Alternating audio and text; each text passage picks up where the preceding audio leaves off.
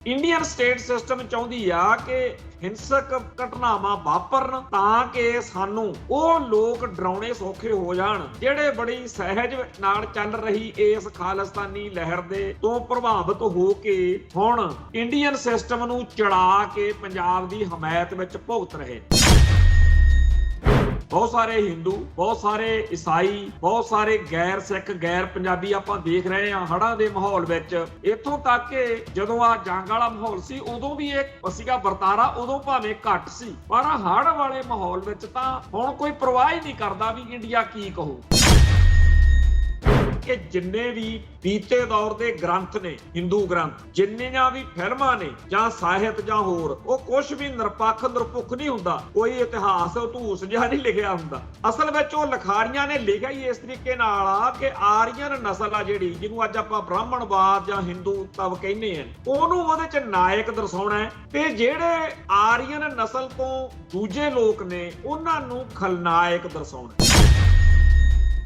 ਇਹ ਜਦੋਂ ਹਰ ਚੀਜ਼ ਦੀ ਵਿਆਖਿਆ ਜਿਹੜੀ ਆ ਹਿੰਦੂ ਤਵੀ ਨਜ਼ਰੀਏ ਤੋਂ ਕਰੀ ਜਾਏਗੀ ਜਾਂ ਗ੍ਰੰਥਾਂ ਨੂੰ ਜਾਂ ਹੋਰਨਾਂ ਚੀਜ਼ਾਂ ਨੂੰ ਆਧਾਰ ਬਣਾ ਕੇ ਗੱਲ ਹੋਏਗੀ ਤਾਂ ਸਾਡਾ ਕੱਖ ਨਹੀਂ ਬਣਨਾ। ਫਿਰ ਚਾਹੇ ਆਪਾਂ ਖਾਲਿਸਤਾਨ ਵੀ ਲੈ ਲਓ, ਜੇ ਆਪਾਂ ਖਾਲਸਾਈ ਸਿਧਾਂਤ ਤੋਂ ਟੁੱਟੇ ਹੋਏ ਫਿਰ ਤਾਂ ਮਨੁੱਖਤਾ ਨੂੰ ਜਲੀਲ ਹੀ ਹੋਣਾ ਪਊ। ਫਿਰ ਤਾਂ ਸਾਡਾ ਵਿਜ਼ਨ, ਸਾਡਾ ਨਜ਼ਰੀਆ ਜਿਹੜਾ, ਉਹਦੇ 'ਚ ਕੋਈ ਫਰਕ ਹੀ ਨਹੀਂ। ਖਾਲਿਸਤਾਨ ਦੀ ਗੱਲ ਤਾਂ ਵਾ ਜੇ ਖਾਲਸਾਈ ਸੱਭਿਆਚਾਰ ਜਿਹੜਾ ਗੁਰੂ ਸਾਹਿਬ ਦੀ ਦਿੱਤੀ ਹੋਈ ਮੱਤ ਵਾ, ਇੱਥੇ ਤਾਂ ਕਹਿੰਦੇ ਜੀ ਤਾਂ ਕੱਟੜਵਾਦ ਹੋ ਗਿਆ। ਜਿੱਥੇ ਜਿੱਥੇ ਗੁਰੂ ਸਾਹਿਬ ਗਏ ਨੇ, ਉਹਨਾਂ ਨੇ ਜਿੱਥੇ ਸਾਨੂੰ ਸਿਧਾਂਤ ਦਾ ਝੰਡਾ ਬੁਲੰਦ ਕਰਕੇ ਰਾਹ ਪਾਇਆ, ਉੱਥੇ ਸਾਨੂੰ ਪੁੱਠੇ ਕੰਮਾਂ ਤੋਂ ਰੋਕਿਆ ਤੇ ਅੱਜ ਅਸੀਂ ਭੱਜ ਭੱਜ ਕੇ ਉਸ ਰਾਹ ਆਪ ਪੈ ਰਹੇ। ਸਾਨੂੰ ਸਪਸ਼ਟਤਾ ਦੇ ਨਾਲ ਦੁਨੀਆ ਨੂੰ ਦੱਸਣਾ ਪਊਗਾ ਕਿ ਅਕਾਲ ਪੁਰਖ ਦੀ ਪੂਜਾ ਕਰਨ ਤੋਂ ਬਗੈਰ ਜਿੰਨਾ ਟਾਈਮ ਅਸੀਂ ਆ ਗਦੀ ਗੇੜ ਚੋਂ ਨਹੀਂ ਨਿਕਲਦੇ, ਸਾਡਾ ਗੁਜ਼ਾਰਾ ਨਹੀਂ ਹੋਣਾ। ਪ੍ਰੋਗਰਾਮ ਖਬਰ ਦੀ ਖਬਰ ਦੇਖ ਰਹੇ ਸਾਰੇ ਦਰਸ਼ਕਾਂ ਨੂੰ ਮੈਂ ਸਰਬਜੀਤ ਸਿੰਘ ਘਮਾਣ ਫਤਿਹ ਅਰਜ ਕਰਦਾ ਜੀ। ਵਾਹਿਗੁਰੂ ਜੀ ਕਾ ਖਾਲਸਾ, ਵਾਹਿਗੁਰੂ ਜੀ ਕੀ ਫਤਿਹ। ਇਸ ਮੌਕੇ ਪੰਥਕ ਸਫਾਂ ਦੇ ਵਿੱਚ ਇੱਕ ਖਬਰ ਘੁੰਮ ਰਹੀ ਹੈ ਕਿ ਪਟਿਆਲੇ ਜੇਲ੍ਹ ਦੇ ਵਿੱਚ 3 ਸਾਬਕਾ ਪੁਲਿਸ ਮੁਲਾਜ਼ਮਾਂ ਦੇ ਉੱਤੇ ਹਮਲਾ ਹੋਇਆ ਤੇ 3 ਪੁਲਿਸ ਮੁਲਾਜ਼ਮ ਸਖਤ ਫੱਟੜ ਹੋ ਗਏ ਆ। ਇਸ ਹਮਲੇ ਬਾਰੇ ਖਬਰ ਇਹ ਆ ਰਹੀ ਆ ਕਿ ਜਿਸ ਸਿੱਖ ਨੌਜਵਾਨ ਭਾਈ ਸੰਦੀਪ ਸਿੰਘ ਨੇ ਅੰਮ੍ਰਿਤਸਰ ਦੇ ਵਿੱਚ ਹਿੰਦੂ ਅੱਤਵਾਦੀ ਸੁਧੀਰ ਕੁਮਾਰ ਸੂਰੀ ਨੂੰ ਸੋਧਾ ਲਾਇਆ ਸੀ ਬਈ ਇਹ ਕਾਰਵਾਈ ਕਹਿੰਦੇ ਉਹਨੇ ਪਾਈ ਆ। ਤੇ ਇਹ ਕਿਹਾ ਜਾ ਰਿਹਾ ਕਿ ਸਾਬਕਾ ਡੀਐਸਪੀ ਗੁਰਬਚਨ ਸਿੰਘ, ਸਾਬਕਾ ਇੰਸਪੈਕਟਰ ਸੂਬਾ ਸਿੰਘ ਤੇ ਇੱਕ ਹੋਰ ਪੁਲਿਸ ਅਧਿਕਾਰੀ ਇੰਦਰਜੀਤ ਸਿੰਘ, ਇਹ 3 ਜਾਣੇ ਸਖਤ ਫੱਟੜ ਹੋ ਗਏ ਆ। ਤੇ ਇਹ 3 ਪੁਲਿਸ ਮੁਲਾਜ਼ਮ ਜਿਹੜੇ ਆ ਸਜ਼ਾ ਯਾਫਤਾ ਨੇ, ਜੇਲ੍ਹ ਕੱਟ ਰਹੇ ਨੇ, ਸਜ਼ਾ ਭੁਗਤ ਰਹੇ ਨੇ। ਤੇ ਜੇਲ੍ਹ ਦੇ ਵਿੱਚ ਕਿਸ ਕਾਰਨ ਇਹ ਘਟਨਾ ਵਾਪਰੀ, ਕੀ ਬਣਿਆ, ਇਹਦੇ ਬਾਰੇ ਅਜੇ ਪੂਰੇ ਵੇਰਵੇ ਜਿਹੜੇ ਆ ਇਸ ਮੌਕੇ ਤੱਕ ਆਪਣੇ ਕੋਲ ਹੈ ਨਹੀਂਗੇ। ਤੇ ਇਹ ਖਬਰ ਜਦੋਂ ਆਈ ਆ ਅੱਧਾ ਕੁ ਘੰਟਾ ਪਹਿਲਾਂ, ਜਦੋਂ ਮੈਂ ਤੁਹਾਡੇ ਨਾਲ ਹੁਣ ਗੱਲ ਕਰਨ ਲੱਗਿਆ, ਉਦੋਂ ਤੋਂ ਪਤਾ ਕਰਨ ਦੀ ਕੋਸ਼ਿਸ਼ ਕੀਤੀ ਹੈ, ਪਰ ਅਜੇ ਕੋਈ ਬਹੁਤੀ ਗੱਲ ਪਤਾ ਨਹੀਂ ਲੱਗੀ ਕਿ ਇਹ ਝਗੜਾ ਕਿਉਂ ਹੋਇਆ, ਕਿਉਂ ਭਾਈ ਸੰਦੀਪ ਸਿੰਘ ਨੇ ਇਹਨਾਂ 3 ਪੁਲਿਸੀਆਂ ਦੇ ਛਿੱਤਰ ਫੇਰਿਆ ਜਾਂ ਜ਼ਖਮੀ ਕੀਤਾ। ਪਰ ਇੱਕ ਗੱਲ ਜ਼ਰੂਰ ਹੈ ਕਿ ਇਹ ਜਿਹੜੇ 3 ਪੁਲਿਸ ਮੁਲਾਜ਼ਮ ਨੇ, ਇਹ ਸਿੱਖ ਕੌਮ ਦੇ, ਪੰਜਾਬ ਦੇ, ਇਨਸਾਨੀਅਤ ਦੇ ਦੁਸ਼ਮਣ ਨੇ। ਜਿਹੜਾ ਥਾਣੇਦਾਰ ਇੰਦਰਜੀਤ ਸਿੰਘ ਆ, ਇਹ ਬਹੁਤ ਬਦਨਾਮ ਤੇ ਬੜਾ ਬੁੱਚੜ ਟਾਈਪ ਦਾ ਪੁਲਿਸੀਆ ਰਿਹਾ। ਫਗਵਾੜੇ, ਕਪੂਰਥਲੇ, ਅੰਮ੍ਰਿਤਸਰ, ਇਹ 2 ਇਲਾਕਿਆਂ 'ਚ ਜਾਣੀ ਕਿ ਮਾਝੇ ਅਤੇ ਦੁਆਬੇ ਦੇ ਵਿੱਚ ਜੋ ਨਸ਼ਿਆਂ ਦਾ ਕਾਰੋਬਾਰ ਚੱਲਿਆ, ਜੋ ਪੁਲਿਸ ਨੇ ਸਿੱਖ ਨੌਜਵਾਨਾਂ ਦੀ ਨਸਲਕੁਸ਼ੀ ਕੀਤੀ, ਜਾਂ ਖਾੜਕੂ ਲਹਿਰ ਦੌਰਾਨ ਜਿਸ ਤਰੀਕੇ ਨਾਲ ਸਟੇਟ ਨੇ ਇਹਨਾਂ ਪੁਲਿਸੀਆਂ ਨੂੰ ਵਰਤਿਆ, ਇਹ ਸਾਰਾ ਉਸੇ ਤਰ੍ਹਾਂ ਦਾ ਹੀ ਖੇਡਾ। ਜਾਣੀ ਕਿ ਜਿਵੇਂ ਪੈਂਕੀ ਕੈਟ ਵਰਗੇ ਬਦਨਾਮ ਨੇ, ਉਵੇਂ ਇੰਦਰਜੀਤ ਥਾਣੇਦਾਰ ਬਾਰੇ ਵੀ ਬਹੁਤ ਸਾਰੀਆਂ ਕਹਾਣੀਆਂ ਜਿਹੜੀਆਂ ਨੇ ਉਹ ਬੀਤੇ ਦੌਰ ਵਿੱਚ ਚੱਲਦੀਆਂ ਰਹੀਆਂ ਨੇ। ਹੁਣ ਇੰਦਰਜੀਤ ਨੇ ਵੀ ਨਹੀਂ ਕਦੇ ਮੰਨਣਾ, ਜਿਵੇਂ ਪੈਂਕੀ ਕੈਟ ਨੇ ਕਦੇ ਮੰਨਿਆ ਨਹੀਂ ਕਿ ਮੈਂ ਪਹਿਲੋਂ ਕੈਟ ਹੁੰਦਾ ਸੀ ਤੇ ਫਿਰ ਮੈਨੂੰ ਪੁਲਿਸ ਦਾ ਨੰਬਰ ਮਿਲਿਆ। ਤੇ ਬਾਅਦ ਵਿੱਚ ਆਪਦੀਆਂ ਕਰਤੂਤਾਂ ਕਰਕੇ ਮੈਨੂੰ ਜੇਲ੍ਹ ਯਾਤਰਾ ਹੋਈ। ਜਿਵੇਂ ਪਿੰਕੀ ਕੈਟ ਨੇ ਨਹੀਂ ਨਾ ਕਦੇ ਮੰਨਿਆ, ਉਵੇਂ ਇੰਦਰਜੀਤ ਨੇ ਵੀ ਨਹੀਂ ਕਦੇ ਮੰਨਣਾ ਕਿ ਪਹਿਲਾਂ ਮੈਂ ਪੁਲਿਸ 'ਚ ਭਰਤੀ ਹੋਣ ਤੋਂ ਕੀ ਕੰਮ ਕੀਤੇ ਜਿਹਦੀ ਕਰਕੇ ਮੈਨੂੰ ਪੁਲਿਸ 'ਚ ਹੋਇਆ ਤੇ ਫਿਰ ਮੈਂ ਕੀ ਚੰਦ ਚਾੜੇ। ਪਰ ਜਿਹੜਾ ਅੱਜ ਦੇ ਲੋਕਾਂ ਦੇ ਸਾਹਮਣੇ ਇਹਦਾ ਚਿਹਰਾ ਉਹ ਨਸ਼ਿਆਂ ਵਾਲੇ ਮਾਮਲੇ 'ਚ ਆ, ਜਿਹਦੇ 'ਚ ਵੱਡੇ ਵੱਡੇ ਬਹੁਤ ਸਾਰੇ ਪੁਲਿਸ ਅਧਿਕਾਰੀਆਂ ਦਾ ਵੀ ਜਿਹੜਾ ਸਾਰਾ ਚਿੱਠਾ ਉਹ ਨੰਗਾ ਹੋਇਆ ਸੀ, ਜਿਹਦੇ 'ਚ ਕਈ ਐਸਐਸਪੀ ਡੀਐਸਪੀ ਰੈਂਕ ਦੇ ਅਧਿਕਾਰੀ ਜਿਹੜੇ ਆ ਫਰਾਰ ਨੇ। ਤੇ ਇਹ ਸਾਰਾ ਜਦੋਂ ਪੁਲਿਸ ਵਾਲਿਆਂ ਦਾ ਆਪਸ ਵਿੱਚ ਹੀ ਪਿਛਲੇ ਸਾਲਾਂ 'ਚ ਕੈਪਟਨ ਅਮਰਿੰਦਰ ਸਿੰਘ ਵਾਲੀ ਸਰਕਾਰ ਮੌਕੇ ਟਕਰਾਅ ਬਣਿਆ ਸੀ, ਉਦੋਂ ਬਹੁਤ ਕੁਝ ਨੰਗਾ ਹੋ ਰਿਹਾ ਸੀਗਾ। ਪਰ ਅਦਾਲਤ ਵਿੱਚ ਸਾਰੀਆਂ ਫਾਈਲਾਂ ਜਿਹੜੀਆਂ ਸੀ ਬੰਦ ਕਰਤੀਆਂ। ਜਿਹਨੂੰ ਇਹ ਗੱਲਾਂ ਚੇਤੇ ਹੋਣ ਉਹਨੂੰ ਇਹ ਵੀ ਚੇਤਾ ਹੋਏਗਾ ਕਿ ਕਿਵੇਂ ਡੀਜੀਪੀ ਦੀ ਪਦਵੀ ਉੱਤੇ ਜਾਣ ਲਈ ਪੁਲਿਸ ਮੁਲਾਜ਼ਮ ਆਪਸ ਵਿੱਚ ਹੀ ਲੜਦੇ ਝਗੜਦੇ ਰਹੇ ਨੇ। ਅਸਲ ਵਿੱਚ ਪੁਲਿਸ ਮਹਿਕਮੇ ਦੇ ਵਿੱਚ ਬਹੁਤ ਸਾਰੇ ਧੜੇ ਤੇ ਧਿਰਾਂ ਨੇ, ਇਹਨਾਂ ਦੇ ਆਪਸ ਵਿੱਚ ਹੀ ਕਲੇਸ਼ ਨੇ। ਆਹ ਫਲਾਨੇ ਦਾ ਧੜਾ, ਆਹ ਫਲਾਨੇ ਦਾ ਧੜਾ, ਇਦਾਂ ਬ੍ਰਿਗੇਡ ਬਣੇ ਹੋਏ ਨੇ। ਉਹ ਇਹਨਾਂ ਬ੍ਰਿਗੇਡਾਂ ਦੇ ਵਿੱਚ ਇੱਕ ਦੂਜੇ ਨੂੰ ਫਸਾਉਣ ਦੀ, ਇੱਕ ਦੂਜੇ ਉੱਤੇ ਦੋਸ਼ ਲਾਉਣ ਦੀ ਕਵਾਇਦ ਵੀ ਚੱਲਦੀ ਰਹਿੰਦੀ ਆ। ਤੇ ਹਰੇਕ ਪੁਲਿਸ ਧਿਰ ਨੇ, ਅਫਸਰ ਨੇ ਆਪਦੇ ਮੁਲਾਜ਼ਮ ਜਾਣੀ ਕਿ ਆਪਦੇ ਕੈਟ ਟਾਊਟ, ਆਪਦੇ ਮੁਖਬਰ ਵੀ ਰੱਖੇ ਹੋਏ ਨੇ। ਉਵੇਂ ਇੰਦਰਜੀਤ ਇੱਕ ਧਿਰ ਦਾ ਸੀਗਾ ਤੇ ਇਸ ਰਾਜਜੀਤ ਵਰਗੇ ਜਾਂ ਹੋਰ ਕਈ ਅਧਿਕਾਰੀ ਜਿਹੜੇ ਨੇ ਉਹ ਪਾਸੇ ਬੈਠੇ ਨੇ ਅਜੇ। ਪਰ ਇੰਦਰਜੀਤ ਜਦੋਂ ਫੜਿਆ ਗਿਆ ਉਦੋਂ ਬੜਾ ਕੁਝ ਨੰਗਾ ਹੋਇਆ ਸੀ। ਦੂਜਾ ਜਿਹੜਾ ਸਾਬਕਾ ਇੰਸਪੈਕਟਰ ਸੂਬਾ ਸਿੰਘ ਆ, ਉਹਦੇ ਬਾਰੇ ਸਾਡੇ ਜਦੋਂ ਆਪਾਂ ਉਹਦਾ ਨਾਂ ਲੈਂਦੇ ਆ, ਸਾਡਾ ਇਹਦੇ ਨਾਲ, ਮੇਰਾ ਵੀ ਇਹਦੇ ਨਾਲ ਵਾਹ ਪਿਆ। ਇੱਥੋਂ ਤੱਕ ਕਿ 2005 ਦੇ ਵਿੱਚ ਵੀ ਜਦੋਂ ਮੈਂ ਜੇਲ੍ਹ 'ਚ ਸੀ ਅੰਮ੍ਰਿਤਸਰ, ਉਦੋਂ ਵੀ ਇਹਦੇ ਨਾਲ ਜਿਹੜਾ ਅਸੀਂ ਟਾਕਰਾ ਹੋਇਆ। ਇਹ ਮਾਝੇ ਦੇ ਵਿੱਚ ਬਹੁਤ ਜ਼ਿਆਦਾ ਜਿਨ੍ਹਾਂ ਨੂੰ ਘਟੀਆ ਪੁਲਿਸ ਮੁਲਾਜ਼ਮ ਕਿਹਾ ਜਾ ਸਕਦਾ ਉਹਨਾਂ ਵਿੱਚੋਂ ਇੱਕ ਵਾ। ਇਹ ਆਪਦੇ ਆਪ ਨੂੰ ਸੂਬਾ ਸਰਹੰਦ ਕਹਾ ਕੇ ਖੁਸ਼ ਹੁੰਦਾ ਸੀ। ਤੁਸੀਂ ਇੱਥੋਂ ਲਾ ਲਓ, ਆਮ ਬੰਦਾ ਜੇ ਕਿਸੇ ਨੂੰ ਆਪਾਂ ਮਾੜੇ ਕਿਸੇ ਪਾਤਰ ਦੇ ਨਾਲ ਤੁਲਨਾ ਕਰੀਏ ਉਹਨੂੰ ਬੁਰਾ ਲੱਗਦਾ। ਜਾਣੀ ਕਿ ਜੇ ਕਿਸੇ ਨੂੰ ਕਹੀਏ ਤੂੰ ਤਾਂ ਵਿਭੀਸ਼ਣ ਆ, ਹੁਣ ਵਿਭੀਸ਼ਣ ਜਿਹੜਾ ਉਹ ਰਮਾਇਣ ਦਾ ਉਹ ਪਾਤਰ ਆ ਜਿਹਦੇ ਬਾਰੇ ਮੁਹਾਵਰਾ ਬਣਿਆ ਸਾਡਾ ਵੀ ਘਰ ਦਾ ਭੇਤੀ ਲੰਕਾ ਢਾਹੇ। ਵਿਭੀਸ਼ਣ ਨੇ ਆਪਦੇ ਭਰਾ ਦੀ ਜਿਹੜੀ ਰਾਜ ਦੀ ਸਾਰੀ ਗੁਪਤ ਸੂਚਨਾ ਸੀ ਉਹ ਰਾਮਚੰਦਰ ਐਂਡ ਕੰਪਨੀ ਨੂੰ ਦਿੱਤੀ, ਜਿਹਦੀ ਕਰਕੇ ਸਾਰਾ ਜਿਹੜਾ ਆਪਾਂ ਅੱਜ ਵੀ ਕਹਿੰਦੇ ਆ ਵੀ ਰਾਮਚੰਦਰ ਇਸ ਕਰਕੇ ਜਿੱਤ ਗਿਆ ਕਿਉਂਕਿ ਉਹਦਾ ਭਰਾ ਲਛਮਣ ਉਹਦੇ ਨਾਲ ਸੀ ਤੇ ਰਾਮਚੰਦਰ ਦੇ ਉਲਟ ਰਾਵਣ ਸੀ, ਰਾਵਣ ਦਾ ਭਰਾ ਉਹਦੇ ਖਿਲਾਫ ਸੀ ਵਿਭੀਸ਼ਣ। ਸੋ ਭਰਾਵਾਂ ਦਾ ਜਿਹੜਾ ਪਿੱਠ ਤੇ ਵਾਰ ਕਰਨ ਵਾਲਾ ਕੰਮ ਆ ਉਹ ਵਿਭੀਸ਼ਣ ਨੇ ਕੀਤਾ। ਉਹ ਘਰ ਦਾ ਭੇਤੀ ਲੰਕਾ ਢਾਹੇ ਵਾਲੀ ਜਿਹੜੀ ਗੱਲ ਵਾ ਉਹ ਵਿਭੀਸ਼ਣ ਨੇ ਕੀਤੀ। ਤੇ ਅੱਜ ਵਿਭੀਸ਼ਣ ਆਪਾਂ ਛੇਤੀ ਕੀਤੇ ਕਿਸੇ ਦਾ ਨਾਂ ਹੁੰਦਾ ਨਹੀਂ, ਪਰ ਜੇ ਕਿਸੇ ਨੂੰ ਕਹਿ ਬੈਠੀਏ ਤਾਂ ਅਗਲਾ ਗੁੱਸਾ ਕਰਦਾ। ਐਵੇਂ ਹੀ ਕਿਸੇ ਨੂੰ ਮੱਸਾ ਰੰਗੜ ਕਹਿ ਦਈਏ ਬੁਰਾ ਮੰਨਦਾ, ਐਵੇਂ ਹੀ ਗੰਗੂ ਕਹਿ ਦਈਏ ਕਿਸੇ ਨੂੰ ਬੁਰਾ ਮੰਨਦਾ। ਪਰ ਇਹ ਦੇਖੋ ਕਿੰਨੀ ਇਹਦੀ ਨੀਚ ਫਿਤਰਤ ਆ। ਇੰਸਪੈਕਟਰ ਜਿਹੜਾ ਸੂਬਾ ਸਿੰਘ ਆ ਉਹ ਆਪਦੇ ਆਪ ਨੂੰ ਚਾਅ ਨਾਲ ਕਹਾਉਂਦਾ ਸੀ ਵੀ ਇਹ ਸੂਬਾ ਸਰਹੰਦ ਵਾਂ ਮੈਂ। ਧੰਨ ਦੇ ਨੇ ਇਹਦੇ ਨਿਆਣੇ, ਧੰਨ ਦੀ ਆ ਇਹਦੀ ਜਨਾਨੀ, ਧੰਨ ਦੇ ਆ ਇਹਦੇ ਮਾਪੇ, ਇਹਦੇ ਰਿਸ਼ਤੇਦਾਰ ਤੇ ਇਹਦੇ ਵਾਕਫ ਜਿਹੜੇ ਇਹਦੇ ਉੱਤੇ ਪ੍ਰਾਊਡ ਕਰਦੇ ਆ, ਫਖਰ ਕਰਦੇ ਆ ਵੀ ਇਸ ਬੁੱਚੜ ਤੇ ਜਿਹੜਾ ਆਪਦਾ ਨਾਂ ਹੀ ਸੂਬਾ ਸਰਹੰਦ ਦੱਸਦਾ ਲੋਕਾਂ ਨੂੰ। ਖਡੂਰ ਸਾਹਿਬ, ਤਰਨਤਾਰਨ ਤੇ ਅੰਮ੍ਰਿਤਸਰ ਦੇ ਹੋਰ ਇਲਾਕਿਆਂ ਦੇ ਵਿੱਚ, ਤਰਨਤਾਰਨ ਜ਼ਿਲ੍ਹੇ ਦੇ ਵਿੱਚ ਜਿੱਥੇ ਜਿੱਥੇ ਇਹਨੇ ਨੌਕਰੀ ਕੀਤੀ ਆ ਖਾੜਕੂ ਲਹਿਰ ਤੋਂ, ਇੱਕ ਵਾਰੀ ਬਹੁਤ ਮਾੜੇ ਜਿਹੜਾ ਸੀਗਾ ਹਥਿਆਰਾਂ ਤੇ ਕੇਸਾਂ 'ਚ ਜਦੋਂ ਫੜਿਆ ਗਿਆ ਇਹਦੇ ਕੋਲੇ ਬਹੁਤ ਸਾਰਾ ਅਸਲਾ ਤੇ ਨਜਾਇਜ਼ ਅਸਲਾ ਤੇ ਉਹ ਫੜੇ ਗਏ ਨਸ਼ੇ ਨੁਸ਼ੇ ਜੇ। ਤੇ ਉਦੋਂ ਸਿੱਧਾ ਹੀ ਕਹੀ ਜਾਵੇ ਵੀ ਇੰਨਾ ਕੁ ਤਾਂ ਹਰੇਕ ਅਫਸਰ ਕੋਲੇ ਪਿਆ ਹੋਣਾ ਚਾਹੀਦਾ, ਕੀ ਪਤਾ ਕਿਸੇ ਤੇ ਕਦੋਂ ਪਾਉਣਾ ਪੈ ਜਾਵੇ। ਉਦੋਂ ਲੱਭਦੇ ਫਿਰਾਂਗੇ ਵੀ ਆਹ ਫਲਾਨਾ ਫੜਿਆ ਮੁੰਡਾ ਤੇ ਇਹਦੇ ਉੱਤੇ ਗੰਨ ਪਾਉਣੀ ਆ ਜਾਂ ਪਾਊਡਰ ਪਾਉਣਾ। ਸੋ ਇਸ ਤਰੀਕੇ ਦੀ ਸੋਚ ਵਾਲਾ ਇੰਸਪੈਕਟਰ ਸੂਬਾ ਸਿੰਘ। ਤੇ ਜਿਹੜਾ ਤੀਜਾ ਹੈਗਾ ਡੀਐਸਪੀ ਗੁਰਬਚਨ ਸਿੰਘ।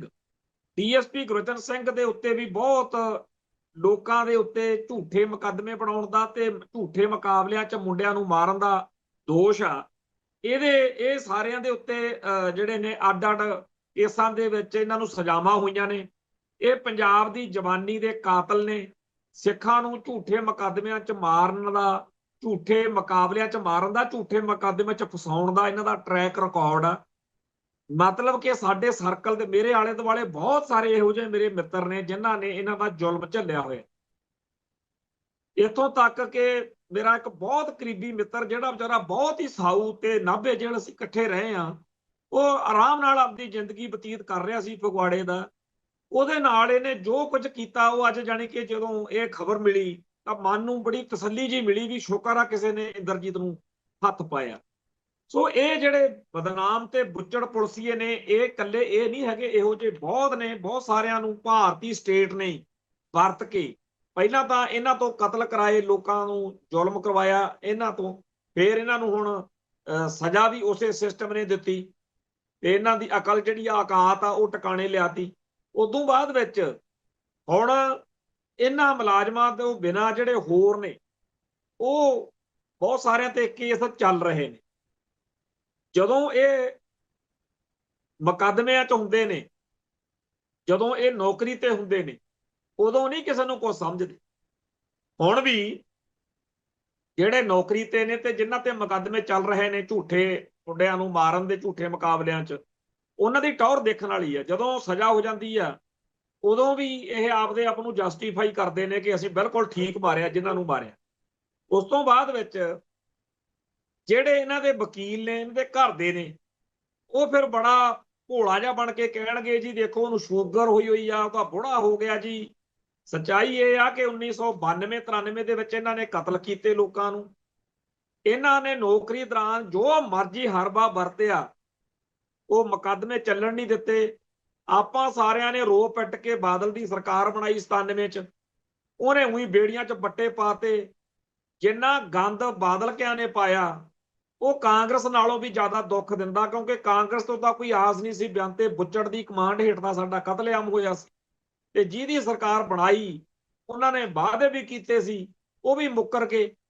ਤੇ ਇਹੋ ਜਿਹੇ ਮਾਹੌਲ ਵਿੱਚ ਜਦੋਂ ਇੱਕ ਇੰਡੀਅਨ ਸਟੇਟ ਨੇ ਕਤਲੇਆਮ ਕਰਾਇਆ, ਨਸਲਕੁਸ਼ੀ ਕਰਾਈ, ਤੇ ਪੰਜਾਬ ਦੀ ਬਾਦਲ ਸਰਕਾਰ ਉਹਨਾਂ ਦੀ ਸੀਕ੍ਰੇਟ ਫੰਡ ਪੈਦਾ ਕਰੇ ਵੀ ਤੁਸੀਂ ਚਾਹੇ ਜਿੰਨੇ ਮਰਜ਼ੀ ਪੈਸੇ ਖਰਚੋ, ਅਦਾਲਤਾਂ 'ਚ ਖਰਚੋ, ਜਾਂ ਜਿਹੜੇ ਤੁਹਾਡੇ ਖਿਲਾਫ ਜਿਨ੍ਹਾਂ ਨੇ ਪਰਚੇ ਪਾਏ ਨੇ ਉਹਨਾਂ ਨੂੰ ਤੁਸੀਂ ਜਿਹੜੇ ਪੈਸੇ ਦੇ ਕੇ ਵੀ ਆਹ ਚੱਕ 1 ਕਰੋੜ ਰੁਪਈਆ, ਜਿਹੜੇ ਆਪਣੇ ਕਾਰਸੇ ਵਾਲੇ ਬਾਬਾ ਚਰਨ ਸਿੰਘ ਹੋਣੀ ਆ ਉਹਨਾਂ ਦੇ ਪਰਿਵਾਰ ਨੂੰ ਵੀ ਮਿਲ ਕੇ ਕਹਿੰਦੇ ਰਿਹਾ ਵੀ ਜਿੰਨੇ ਪੈਸੇ ਲੈਣੇ ਆ ਲੈ ਲਓ। ਤੇ ਗੁਰਦਾਸਪੁਰ ਏਰੀਏ ਦੇ ਵਿੱਚ ਬਹੁਤ ਸਾਰੇ ਇਹੋ ਜਿਹੇ ਪਰਿਵਾਰ ਨੇ, ਆ ਜਿਹੜੇ ਸਰਬਜੀਤ ਸਿੰਘ ਵੇਰਕੇ ਹੋਣੀ ਜਾਂ ਹੋਰ ਵਕੀਲ, ਖਾਸ ਤੌਰ ਤੇ ਭਾਈ ਨਰੈਣ ਸਿੰਘ ਚੌੜੇ ਦਾ ਜਿਹੜਾ ਬੇਟਾ, ਜਿਨ੍ਹਾਂ ਮੁਕੱਦਮਿਆਂ ਦੀ ਪੈਰਵਾਈ ਕਰਦੇ ਆ, ਉੱਥੇ ਬੜਾ ਔਖਾ ਹੋ ਜਾਂਦਾ। ਪਤਾ ਨਹੀਂ ਹੁੰਦਾ ਵੀ ਕਦੋਂ ਕੋਈ ਪਰਿਵਾਰ ਵਿਕ ਜਾਵੇ ਜਾਂ ਕੋਈ ਪਰਿਵਾਰ ਜਿਹੜਾ ਉਹ ਧਮਕੀ ਦੇ ਵਿੱਚ ਆ ਜਾਵੇ, ਕੋਈ ਤੁਹਾਡਾ ਮੁੰਡਾ ਬਾਹਰ ਭੇਜ ਦਿਆਂਗੇ, ਜੇ ਕਰ ਦਿਆਂਗੇ, ਉਹ ਕਰ ਦਿਆਂਗੇ। ਇੱਕ ਹੋਰ ਕੰਮ ਚੱਲ ਪਿਆ, ਬਾਹਰੋਂ ਅੰਦਰੋਂ ਧਮਕੀਆਂ ਵੀ ਦਵਾ ਦਿੰਦੇ ਆ। ਸੋ ਕੁੱਲ ਮਿਲਾ ਕੇ ਜਿਹੜੇ ਇਹੋ ਜਿਹੇ ਦੌਰ ਵਿੱਚ ਵੀ ਪਰਿਵਾਰ ਖੜੇ ਰਹਿੰਦੇ ਨੇ, ਉਹਨਾਂ ਤੇ ਫਖਰ ਆਉਂਦਾ। ਪਿਛਲੇ ਦਿਨੀ ਆਪਾਂ ਇੱਕ ਚਰਚਾ ਕਰਕੇ ਹਟੇ ਆ ਭੁਪਿੰਦਰਜੀਤ ਨਾਂ ਦੇ ਬੁੱਚੜ ਪੁਲਸੀਏ ਦੀ। ਉਹਨਾਂ ਪਰਿਵਾਰਾਂ ਦਾ ਹਾਲ ਦੇਖਣ ਵਾਲਾ ਜਿਨ੍ਹਾਂ ਨੇ ਇਹਨਾਂ ਨੂੰ ਸਜ਼ਾਵਾਂ ਕਰਾਈਆਂ। ਬੇਸ਼ੱਕ ਉਹ ਰੁਲ ਗਏ, ਉਹਨਾਂ ਦੇ ਘਰਾਂ ਤੇ ਸਿਰ ਤੇ ਚੱਜ ਹਲ ਦੀ ਛੱਤ ਨਹੀਂ, ਚੱਜ ਹਲ ਦੀ ਰੋਟੀ ਨਹੀਂ, ਚੱਜ ਹਲ ਦੇ ਉਹਨਾਂ ਕੋਲੇ ਰਹਿਣ ਲਈ ਘਰ ਨਹੀਂ ਹੈਗੇ, ਪਰ ਉਹਨਾਂ ਨੇ ਇਹ ਜਿਨ੍ਹਾਂ ਦੇ ਮਗਰ ਇੰਡੀਅਨ ਸਟੇਟ ਖੜੀ ਸੀ ਉਹਨਾਂ ਨੇ ਰੋਲ ਦਿੱਤੇ। ਜਾਣੀ ਕਿ ਇੱਕ ਤਰੀਕੇ ਨਾਲ ਬਹੁਤ ਸਵਾਦ ਵਾਲੀ ਗੱਲ ਕੀਤੀ, ਇਹਨਾਂ ਦਾ ਹੀ ਸਿਸਟਮ ਵਰਤ ਕੇ ਸਜ਼ਾਵਾਂ ਕਰਵਾਈਆਂ। ਸੋ ਜਿਹੜਾ ਅੱਜ ਸੰਦੀਪ ਸਿੰਘ ਨੇ ਇਹਨਾਂ ਨਾਲ ਝਗੜਾ ਕੀਤਾ ਜਾਂ ਸੱਟਾਂ ਮਾਰੀਆਂ ਨੇ, ਇਹਦੀ ਜਿਹੜੀ ਅਗਲੀ ਸਚਾਈ ਆ, ਉਹ ਕੀ ਘਟਨਾਕ੍ਰਮ ਆ, ਉਹ ਜਦੋਂ ਪਤਾ ਲੱਗੂਗਾ ਆਪਾਂ ਉਹਦੇ ਤੇ ਹੋਰ ਚਰਚਾ ਕਰਾਂਗੇ। ਪਰ ਇਸ ਮੌਕੇ ਇਹ ਖਬਰ ਚਾਰੇ ਪਾਸੇ ਬੜੀ ਤੇਜ਼ੀ ਨਾਲ ਵਾਇਰਲ ਹੋ ਰਹੀ ਆ ਕਿ ਪਟਿਆਲੇ ਜੇਲ੍ਹ ਦੇ ਵਿੱਚ ਬੁੱਚੜ ਪੁਲਸੀਏ ਸਾਬਕਾ ਡੀਐਸਪੀ ਗੁਰਚਨ ਸਿੰਘ, ਸਾਬਕਾ ਇੰਸਪੈਕਟਰ ਸੂਬਾ ਸਿੰਘ ਤੇ ਇੰਦਰਜੀਤ ਫੱਟੜ ਹੋ ਗਏ ਤੇ ਉਹਨਾਂ ਨੂੰ ਰਜਿੰਦਰਾ ਹਸਪਤਾਲ ਦਾਖਲ ਕਰਾਇਆ ਹੋਇਆ। ਤੇ ਅਗਲੀ ਜਿਹੜੀ ਗੱਲ ਆ ਉਹ ਆਪਾਂ ਦੇਖ ਰਹੇ ਹਾਂ ਕਿ ਪਿਛਲੇ 2 ਦਿਨ ਤੋਂ ਨੇਪਾਲ ਦੇ ਵਿੱਚ ਇੱਕ ਬਹੁਤ ਵੱਡੇ ਪੱਧਰ ਦੇ ਉੱਤੇ ਵਾਇਲੈਂਟ ਐਕਸ਼ਨ ਜਿਹੜਾ ਉਥੋਂ ਦੇ ਸਿਸਟਮ ਦੇ ਖਿਲਾਫ ਹੋਇਆ, ਜਿਹਦੇ ਵਿੱਚ ਲੋਕਾਂ ਨੇ ਆਪਦੇ ਜਿਹੜੇ ਸੋਸ਼ਲ ਮੀਡੀਆ ਦੇ ਹੈਗੇ ਆ ਸਾਰੇ ਆ YouTube ਵਗੈਰਾ, ਇਹਨਾਂ ਤੇ ਜਦੋਂ ਪਾਬੰਦੀ ਲਾਈ, ਕਰਪਸ਼ਨ ਉੱਥੇ ਬਹੁਤ ਜ਼ਿਆਦਾ, ਲੋਕਾਂ ਦਾ ਗੁੱਸਾ ਸੀ, ਉਹ ਕਿਸੇ ਘਟਨਾ ਦੇ ਬਹਾਨੇ ਪ੍ਰਗਟ ਹੋਣਾ ਹੁੰਦਾ। ਉਹ ਜਿਹੜੀ ਉਥੋਂ ਦੀ ਆਮ ਲੋਕਾਂ ਨੇ ਇੱਕ ਸ਼ੁਰੂਆਤ ਕੀਤੀ, ਉਹ ਬਹੁਤ ਸਿਖਰ ਤੇ ਚਲੀ ਗਈ ਆ। ਪ੍ਰਧਾਨ ਮੰਤਰੀ ਤੇ ਹੋਰ ਮੰਤਰੀ ਜਿਹੜੇ ਆ ਉਹਨਾਂ ਕਈ ਭੱਜ ਗਏ, ਕਈਆਂ ਦੇ ਕੁੱਟ ਪੈ ਰਹੀ ਆ। ਪਾਰਲੀਮੈਂਟ ਤੇ ਸੁਪਰੀਮ ਕੋਰਟ 'ਚ ਬਹੁਤ ਜ਼ਿਆਦਾ ਅੱਗਾਂ ਲਾਈਆਂ ਜਾ ਰਹੀਆਂ ਨੇ। ਇੱਥੋਂ ਤੱਕ ਕਿ ਜਿਹੜਾ ਗੋਦੀ ਮੀਡੀਆ, ਜਿਹੜਾ ਭਾਰਤ ਦੇ ਵਿੱਚ ਵੀ ਇੱਥੇ ਹਿੰਦੂਤਵ ਦੀ ਬੋਲੀ ਬੋਲ ਕੇ ਲੋਕਾਂ ਨੂੰ ਜਲੀਲ ਕਰਦਾ, ਉੱਥੇ ਹੁਣ ਉਹ ਵੀ ਸੇਫ ਨਹੀਂ ਹੈਗਾ, ਚੀਕਾਂ ਪੈ ਰਹੀਆਂ ਉਹਨਾਂ ਦੀਆਂ। ਇਹ ਜਿਹੜਾ ਕੁਝ ਨੇਪਾਲ 'ਚ ਵਾਪਰ ਰਿਹਾ, ਉਹਨੂੰ ਦੇਖ ਕੇ ਭਾਰਤ ਦੇ ਵਿੱਚ ਵੀ ਜਿਹੜੇ ਸਿਆਸੀ ਭਲਵਾਨ ਨੇ ਉਹਨਾਂ ਨੂੰ ਕੰਬਣੀਆਂ ਛਿੜ ਰਹੀਆਂ ਨੇ ਕਿ ਜਦੋਂ ਆਮ ਲੋਕਾਂ ਨੂੰ ਸਮਝ ਲੱਗ ਗਈ ਕਿ ਸਾਨੂੰ ਕਿਵੇਂ ਪਾੜ ਕੇ, ਇੱਕ ਦੂਜੇ ਨਾਲ ਲੜਾ ਕੇ, ਇੱਕ ਦੂਜੇ ਦੇ ਖਿਲਾਫ ਕਰਕੇ ਨਫ਼ਰਤ, ਜ਼ਹਿਰ, ਕੜੱਤਣ, ਕਤਲੇਆਮ, ਦੰਗੇ ਇੰਡੀਅਨ ਸਟੇਟ ਕਰਵਾ ਰਹੀ ਹੈ, ਤੇ ਜਦੋਂ ਇਹ ਸਿਆਸੀ ਭਲਵਾਨਾਂ ਦੇ ਲੋਕ ਦਿਵਾਲੇ ਹੋਏ ਤੇ ਉਦੋਂ ਬਣੂਗਾ ਕੀ? ਜਿਹੜੀਆਂ ਨੇਪਾਲ ਤੋਂ ਫੋਟੋਆਂ, ਖਬਰਾਂ ਆ ਰਹੀਆਂ ਨੇ, ਉਹ ਦੇਖ ਕੇ ਆਮ ਬੰਦੇ ਨੂੰ, ਕਿਸੇ ਨੂੰ ਵੀ ਉਹਨਾਂ ਪੋਲੀਟੀਸ਼ੀਅਨਾਂ ਦੇ ਹੱਕ ਵਿੱਚ ਭੋਰਾ ਵੀ ਹਮਦਰਦੀ ਨਹੀਂ ਹੋ ਰਹੀ, ਕਿਉਂਕਿ ਦੁਨੀਆ ਭਰ ਦੇ ਵਿੱਚ ਇਹ ਗੱਲ ਚਲੀ ਗਈ ਆ ਕਿ ਭਾਰਤ ਤੇ ਇਹਨਾਂ ਦੇ ਨਾਲ ਲੱਗਦੇ ਮੁਲਕਾਂ ਦੇ ਜਿਹੜੇ ਸਿਆਸੀ ਭਲਵਾਨ ਨੇ ਉਹ ਲੋਕਾਂ ਤੇ ਬਹੁਤ ਜ਼ੁਲਮ ਕਰਦੇ ਆ, ਲੋਕਾਂ ਦਾ ਲਹੂ ਚੂਸ ਕੇ ਅਰਬਾਂ ਖਰਬਾਂ ਇਕੱਠੇ ਕਰੀ ਜਾਂਦੇ ਨੇ, ਤੇ ਨਾਲੇ ਲੋਕਾਂ ਨੂੰ ਆਪਸ ਵਿੱਚ ਹੀ ਪਾੜ ਕੇ, ਲੜਾ ਕੇ, ਕਤਲੇਆਮ ਕਰਵਾ ਕੇ ਆਪ ਨਜ਼ਾਰੇ ਲੁੱਟਦੇ ਆ। ਸੋ ਨੇਪਾਲ ਦੇ ਘਟਨਾਕ੍ਰਮ ਦਾ ਭਾਰਤੀ ਤੰਤਰ ਦੇ ਉੱਤੇ ਬਹੁਤ ਅਸਰ ਜਿਹੜਾ ਹੈਗਾ ਉਹ ਦਿਖ ਰਿਹਾ। ਇੱਕ ਇਸੇ ਤਰੀਕੇ ਦੀ ਖਬਰ ਫਰਾਂਸ ਤੋਂ ਆ ਗਈ ਆ ਕਿ ਉੱਥੇ ਵੀ ਬੜੀ ਵੱਡੀ ਗਿਣਤੀ ਵਿੱਚ ਜਿਹੜੇ ਲੋਕ ਸੜਕਾਂ ਤੇ ਆ ਗਏ ਆ, ਹੰਗਾਮਾ ਹੋ ਰਿਹਾ, ਤੇ ਪੈਰਿਸ ਵਿੱਚ 200 ਤੋਂ ਵੱਧ ਬੰਦਿਆਂ ਨੂੰ ਗ੍ਰਿਫਤਾਰ ਕਰਨ ਦੀ ਖਬਰ ਆ। ਤੇ ਉੱਥੇ ਕਹਿੰਦੇ ਆ ਵੀ 80,000 ਪੁਲਿਸ ਅਧਿਕਾਰੀ ਸੜਕਾਂ ਤੇ ਲਾਤੇ ਆ। ਨੇਪਾਲ ਦੇ ਵਿੱਚ ਫੌਜ ਲਾਤੀ ਆ, ਉੱਥੇ ਪੁਲਿਸ ਫਰਾਂਸ ਵਿੱਚ, ਤੇ ਇਵੇਂ ਹੀ ਹੋਰ ਮੁਲਕਾਂ ਦੇ ਵਿੱਚ ਇਹੋ ਜਿਹਾ ਮਾਹੌਲ ਬਣਦਾ ਦਿਖ ਰਿਹਾ। ਕਿਤੇ ਤਾਂ ਗੱਲ ਆ ਜਾਂਦੀ ਆ ਕਿ ਜੀ ਤੀਜੀ ਸੰਸਾਰ ਜੰਗ ਦਾ ਮਾਹੌਲ ਬਣ ਰਿਹਾ, ਕਦੇ ਆ ਜਾਂਦਾ ਕਿ ਅੱਡ ਅੱਡ ਮੁਲਕਾਂ ਦੇ ਵਿੱਚ ਸੋਸ਼ਲ ਇਨਕਲਾਬ ਜਿਹੜੇ ਨੇ, ਰੈਵੋਲੂਸ਼ਨ, ਉਹ ਆ ਰਹੇ ਨੇ। ਪਹਿਲਾਂ ਬੰਗਲਾਦੇਸ਼ ਦੇ ਸਿਸਟਮ ਦੇ ਵਿੱਚ ਬਹੁਤ ਕੁਝ ਵਾਪਰਿਆ, ਉੱਥੋਂ ਦੀ ਪ੍ਰਧਾਨ ਮੰਤਰੀ ਲੁਕਦੀ ਭੱਜਦੀ ਇੰਡੀਆ ਆਈ ਸੀ। ਹੁਣ ਇਹ ਜਿਹੜਾ ਨੇਪਾਲ 'ਚ ਤੇ ਫਰਾਂਸ ਵਿੱਚ ਆ, ਇਹਨੂੰ ਦੇਖਦਿਆਂ ਹੋਇਆਂ ਇਹ ਲੱਗਦਾ ਹੈਗਾ ਕਿ ਆਉਣ ਵਾਲੇ ਦਿਨਾਂ ਦੇ ਵਿੱਚ ਬਹੁਤ ਕੁਝ ਨਵਾਂ ਵਾਪਰੇਗਾ, ਤੇ ਇਹ ਸਾਰਾ ਕੁਝ ਦੁਖੀ ਤੇ ਪੀੜਤ ਲੋਕ ਆ ਜਿਹੜੇ, ਉਹਨਾਂ ਨੂੰ ਹੌਸਲਾ ਵੀ ਦੇਵੇਗਾ। ਜਿੱਥੋਂ ਤੱਕ ਸਾਡੇ ਪੰਜਾਬ ਦੀ ਗੱਲ ਹੈ, ਮੈਂ ਬੜਾ ਸਪਸ਼ਟਵਾਦ ਦਿਨੋਂ ਦਿਨ ਮੈਨੂੰ ਇਸ ਗੱਲ ਦੇ ਉੱਤੇ ਬੜਾ ਮਨ ਤਸੱਲੀ ਚਾਹੁੰਦਾ ਜਾ ਰਿਹਾ ਕਿ ਦਿਨੋਂ ਦਿਨ ਇੱਕ ਲਕੀਰ ਜਿਹੜੀ ਆ ਉਹ ਵੱਡੀ, ਡੂੰਘੀ ਤੇ ਸਪਸ਼ਟ ਹੁੰਦੀ ਜਾਏਗੀ, ਹੋ ਰਹੀ ਹੈ। ਇੱਕ ਪਾਸੇ ਪੰਜਾਬ ਦੇ ਹੱਕ ਵਿੱਚ, ਹਮਾਇਤ ਵਿੱਚ ਭੁਗਤਣ ਵਾਲੇ ਲੋਕ ਹੋਣਗੇ, ਚਾਹੇ ਉਹ ਹਿੰਦੂ ਹੋਣ, ਮੁਸਲਮਾਨ ਹੋਣ, ਸਿੱਖ ਹੋਣ, ਅੰਮ੍ਰਿਤਧਾਰੀ ਹੋਣ, ਬੇਅਮਰਤੀਏ ਹੋਣ, ਨਸ਼ੇੜੀ ਹੋਣ, ਸੂਫੀ ਹੋਣ, ਉਹ ਗੱਲ ਵੱਖਰੀ ਆ। ਪਰ ਇੱਕ ਧਿਰ ਪੈਦਾ ਹੋਏਗੀ ਜਿਹੜੀ ਕਿਸੇ ਵੀ ਜਾਤ, ਧਰਮ, ਵਰਗ, ਉਮਰ, ਸੂਬੇ ਸਾਬੇ ਦੀ ਗੱਲ ਤੋਂ ਅਲੱਗ ਉਹ ਪੰਜਾਬ ਦੀ ਹਮਾਇਤੀ ਹੋ। ਇੱਕ ਧਿਰ ਉਹ ਹੋ ਜਾਣੀ ਹੈ ਜਿਹੜੀ ਪੰਜਾਬ ਦੀ ਦੁਸ਼ਮਣ ਹੋਏਗੀ।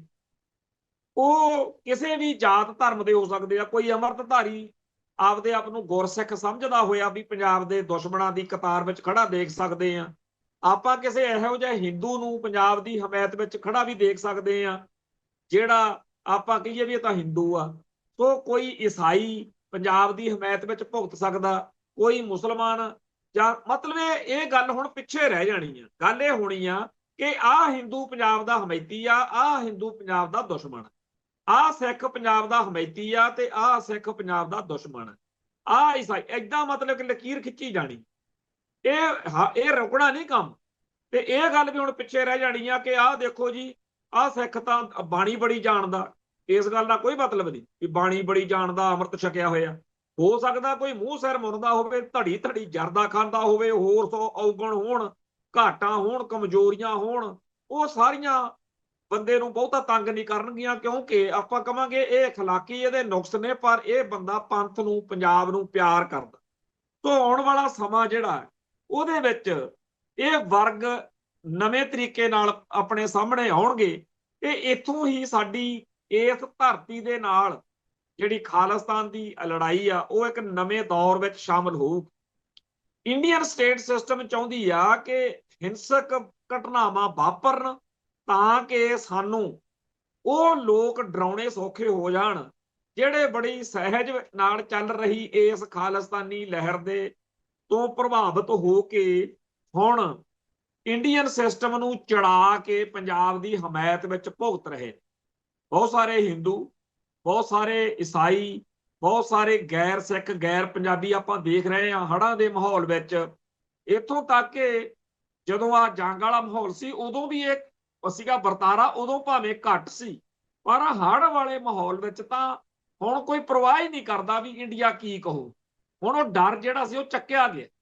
ਤੇ ਆਪਣੀ ਇਹ ਬੜੀ ਭਾਰੀ ਜ਼ਿੰਮੇਵਾਰੀ ਆ ਕਿ ਜਿਹੜੇ ਲੋਕ ਪੰਜਾਬ ਦੀ ਹਮਾਇਤ ਵਿੱਚ ਆ ਰਹੇ ਨੇ ਉਹਨਾਂ ਨੂੰ, ਕਿਉਂਕਿ ਅਜੇ ਉਹਨਾਂ ਦੇ ਖਦਸ਼ੇ, ਅਜੇ ਉਹਨਾਂ ਦੇ ਸ਼ੰਕੇ ਹੋਰ ਵੀ ਹੋਣਗੇ ਜਿਹੜੇ ਸਾਨੂੰ ਡਖੇਰਨੇ ਪੈਣਗੇ ਕਿ ਇੰਡੀਅਨ ਸਿਸਟਮ ਜਿਹੜਾ ਹੈ ਉਹ ਪੰਜਾਬ ਬਾਰੇ ਜਾਂ ਸਿੱਖਾਂ ਬਾਰੇ ਬਹੁਤ ਨੀਚਤਾ ਵਾਲਾ ਕੂੜ ਪ੍ਰਚਾਰ ਕਰ ਰਿਹਾ। ਕਿਉਂਕਿ ਦੁਸ਼ਮਣ ਬਾਤ ਕਰੇ ਅਣਹੋਣੀ।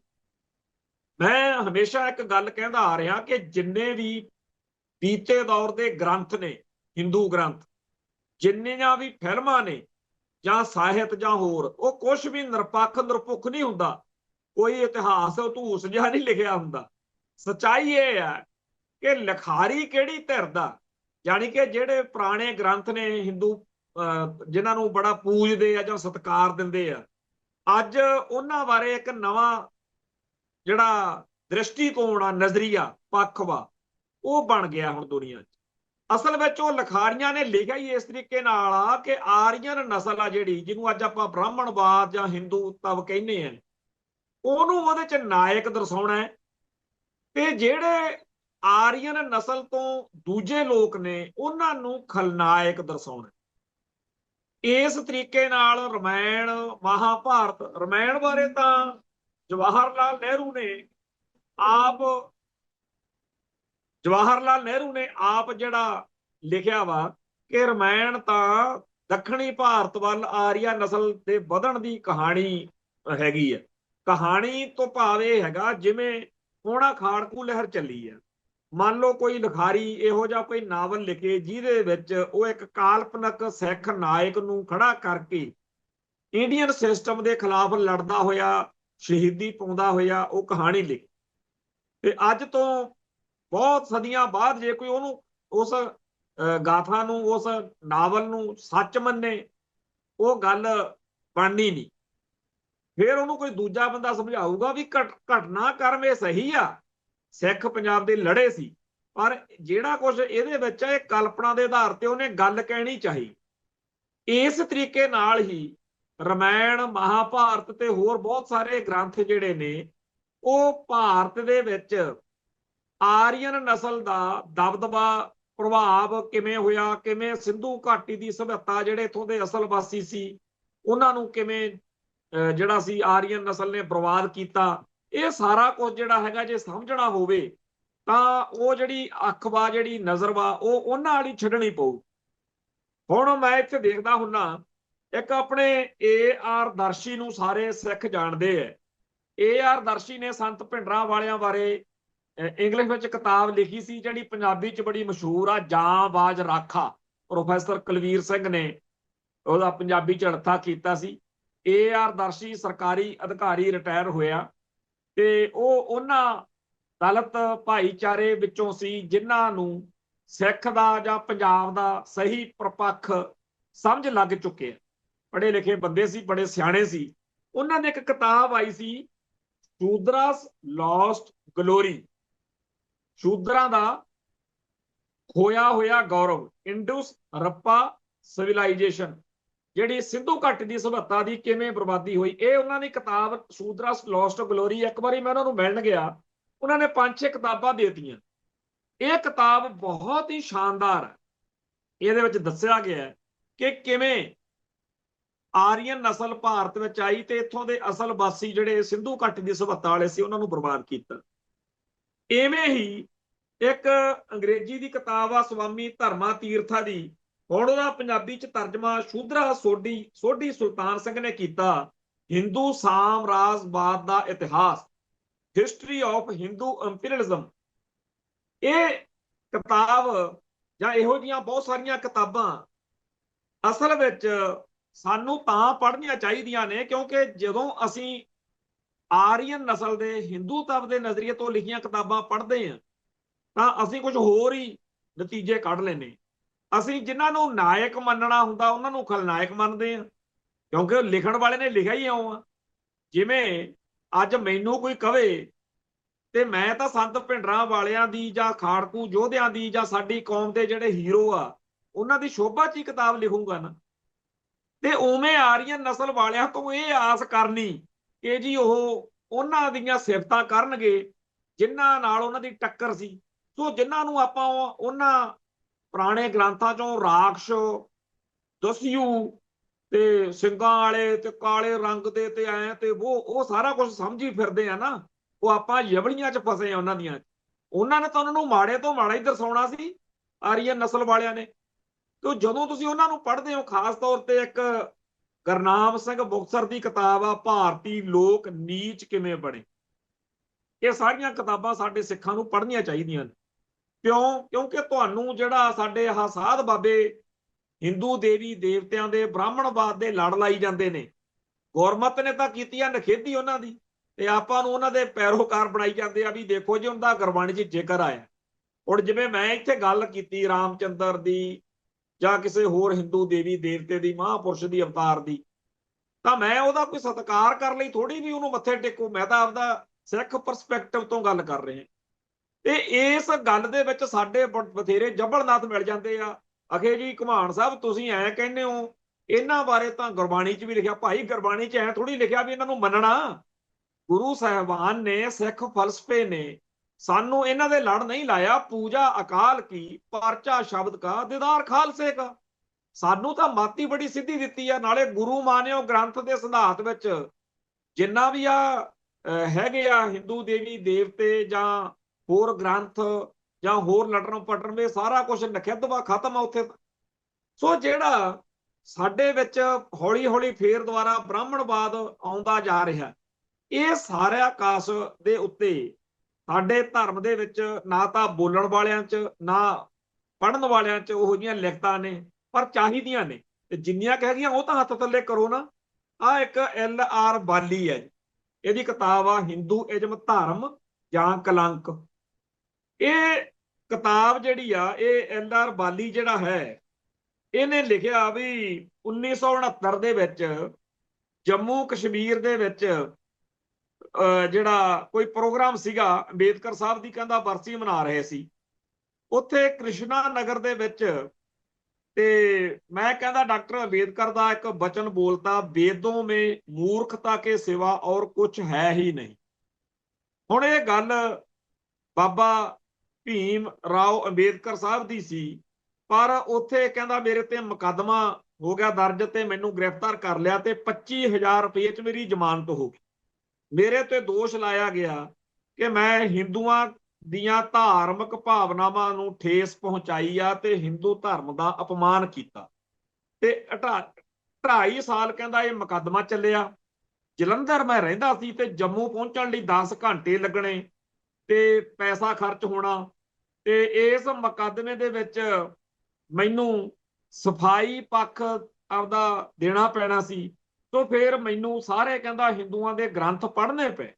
ਜਿਉਂ-ਜਿਉਂ ਮੈਂ ਉਹਨਾਂ ਦਾ ਅਧਿਐਨ ਕਰੀ ਗਿਆ, ਮੈਂ ਆਖਿਆ ਵੀ ਮੈਂ ਤਾਂ ਹਜੇ ਘੱਟ ਬੋਲਿਆ, ਇਹ ਤਾਂ ਬਾਹਲਾ ਕੁਛ ਮਾੜਾ। ਸੋ ਉੱਥੇ ਜੰਮੂ ਦੇ ਵਿੱਚ ਅਖੀਰ ਕੁਝ ਲੋਕ ਜਿਹੜੇ ਸੀ ਉਹ ਮੁਕੱਦਮੇ ਦੀ ਜਿਹੜੀ ਗਵਾਹੀ ਸੀ ਉਹਦੇ ਤੋਂ ਵੀ ਹਟ ਗਏ, ਕੁਝ ਹੋਰ ਚੱਕਰ ਪੈ ਗਿਆ। ਅਖੀਰ ਸਰਕਾਰ ਨੇ ਮੁਕੱਦਮਾ ਵਾਪਸ ਲੈ ਲਿਆ ਤੇ ਮੇਰਾ ਇਹ ਜਿਹੜਾ ਸਾਰਾ ਕੀਤਾ ਹੋਇਆ ਕੰਮ ਸੀ ਉਹ ਫਿਰ ਮੈਂ ਇਕੱਠਾ ਕਰਕੇ ਕਹਿੰਦਾ ਕਿਤਾਬ ਛਪਵਾਤੀ, ਕਿਉਂਕਿ ਹੁਣ ਕਾਨੂੰਨੀ ਤੌਰ ਤੇ ਕੋਈ ਡਰ ਨਹੀਂ ਸੀ ਰਿਹਾ। ਹੁਣ ਜਿਹੜੇ ਵੀ ਬੰਦੇ ਨੂੰ, ਖਾਸ ਤੌਰ ਤੇ ਇੱਕ ਆਪਣੇ ਇੱਥੇ ਕਈ ਭਗਾਈ ਜੀ ਮਾਰਦਾ ਹੁੰਦਾ ਪ੍ਰਦੀਪ ਮਹਿਤਾ, ਉਹਨੂੰ ਬੇਨਤੀ ਆ ਵੀ ਆਹ ਕਿਤਾਬ ਜ਼ਰੂਰ ਪੜ੍ਹੀ ਵੀਰੇ, ਹਿੰਦੀ 'ਚ। ਤੈਨੂੰ ਪੰਜਾਬੀ ਸ਼ਾਇਦ ਨਾ ਸਮਝ ਲੱਗੇ। ਹਿੰਦੂ ਇਜ਼ਮ ਧਰਮ ਜਾਂ ਕਲੰਕ। ਤੇ ਜੇ ਕੋਈ ਕੇਸ ਕੂਸ ਕਰਨ ਦੀ ਜ਼ਰੂਰਤ ਹਿੰਮਤ ਹੈਗੀ ਆ ਤੇ ਕੇਸ ਕਰਦੀ। ਵੈਸੇ ਤਾਂ ਬੰਦਾ ਮਰ ਗਿਆ ਇਹ ਮੇਰੇ ਖਿਆਲ 'ਚ, LR ਬਾਲੀ ਜਲੰਧਰ ਦਾ ਸੀਗਾ। ਇਹ ਕਿਤਾਬ ਬਹੁਤ ਕਮਾਲ ਦੀ ਆ। ਇਹ ਇਸ ਕਰਕੇ ਨਹੀਂ ਪੜ੍ਹਨੀ ਹੈਗੀ ਕਿ ਆਪਾਂ ਹਿੰਦੂਆਂ ਨੂੰ ਕੋਈ ਚੜਾਉਣਾ ਜਾਂ ਦੁਖੀ ਕਰਨਾ ਜਾਂ ਮਾੜਾ ਚੰਗਾ। ਅਸਲ ਵਿੱਚ ਇਹ ਹੈਗੀ ਆ ਕਿ ਜੇ ਗਿਆਨ ਆਪਾਂ ਨੂੰ ਹੋਏਗਾ, ਆਪਾਂ ਨੂੰ ਸਮਝ ਹੋਵੇਗੀ ਮਸਲੇ ਦੀ, ਫਿਰ ਆਪਾਂ ਕਿਸੇ ਨਾਲ ਗੱਲ ਕਰਨ ਵੇਲੇ ਸੌਖੇ ਰਹਿੰਦੇ ਆ। ਤੁਹਾਡੇ ਸਾਹਮਣੇ ਹੈ ਰਾਮਚੰਦਰ ਨੂੰ ਆਪਾਂ ਸਾਰੇ ਗੁਰਬਾਣੀ ਦੇ ਵਿੱਚ ਦੋ ਤਰ੍ਹਾਂ ਨਾਲ ਅੱਖਰ ਆਇਆ ਇਹ। ਇੱਕ ਆਇਆ ਉਸ ਰਾਮ ਦਾ ਜ਼ਿਕਰ ਜਿਹਨੂੰ ਰਮਾਇਣ ਦੇ ਵਿੱਚ ਅਯੋਧਿਆ ਦੇ ਰਾਜੇ ਜਿਹੜਾ ਹੈਗਾ ਦਸ਼ਰਥ ਦਾ ਪੁੱਤਰ ਹੈ, ਰਾਵਣ ਨਾਲ ਲੜਦਾ। ਇੱਕ ਉਸ ਰਾਮ ਦਾ ਵੀ ਜ਼ਿਕਰ, ਪਰ ਇੱਕ ਰਾਮ ਸ਼ਬਦ ਗੁਰੂ ਸਾਹਿਬਾਨ ਨੇ ਰਾਮ ਸ਼ਬਦ ਦਾ ਜ਼ਿਕਰ, ਰਾਮ ਅੱਖਰ ਅਕਾਲ ਪੁਰਖ ਦੇ ਲਈ ਵੀ ਵਰਤੇ। ਹੁਣ ਇੱਕ ਮੇਰਾ ਸੱਜਣ, ਮੇਰਾ ਮਿੱਤਰ ਆ, ਉਹਦੇ ਪਿਤਾ ਜੀ ਦਾ ਨਾਮ ਪ੍ਰਮਾਤਮਾ ਸਿੰਘ ਆ। ਹੁਣ ਜੇ ਕਿਤੇ ਪ੍ਰਮਾਤਮਾ ਦੀ ਸਿਫਤ ਸਲਾਹ ਚੱਲ ਰਹੀ ਹੋਵੇ ਤੇ ਅਸੀਂ ਜਬੜੀਆਂ ਮਾਰੀਏ ਵੀ ਦੇਖੋ ਸਾਡੇ ਅੰਕਲ ਜੀ ਦੀ ਬੜੀ ਸਿਫਤ ਹੋ ਰਹੀ ਆ, ਤਾਂ ਅਸੀਂ ਜੱਬਲ ਆ ਨਾ। ਫਿਰ ਸਚਾਈ ਤਾਂ ਇਹ ਆ ਕਿ ਉੱਥੇ ਪ੍ਰਮਾਤਮਾ ਦੀ ਸਿਫਤ। ਇਵੇਂ ਹੀ ਰਾਮਚੰਦਰ ਨੂੰ ਮੰਨਣ ਵਾਲੇ ਜਦੋਂ ਇਹ ਕਹਿੰਦੇ ਆ ਕਿ ਗੁਰਬਾਣੀ ਵਿੱਚ ਸਾਡੇ ਵਾਲੇ ਦਸ਼ਰਥ ਦੇ ਮੁੰਡੇ ਰਾਮਚੰਦਰ ਦੀਆਂ ਸਿਫਤਾਂ ਨੇ, ਉਹਨਾਂ ਤੇ ਹਾਸਾ ਹੀ ਆਉਂਦਾ। ਪਰ ਚਲੋ ਸਾਡੀ ਗੱਲ ਛੱਡੋ, ਆ ਇੱਕ ਤੁਲਸੀਦਾਸ ਦੇ ਬਾਰੇ ਕਿਤਾਬ ਆ, ਹਿੰਦੂ ਧਰਮ ਕੇ ਪਥ ਭ੍ਰਸ਼ਟਕ ਤੁਲਸੀਦਾਸ।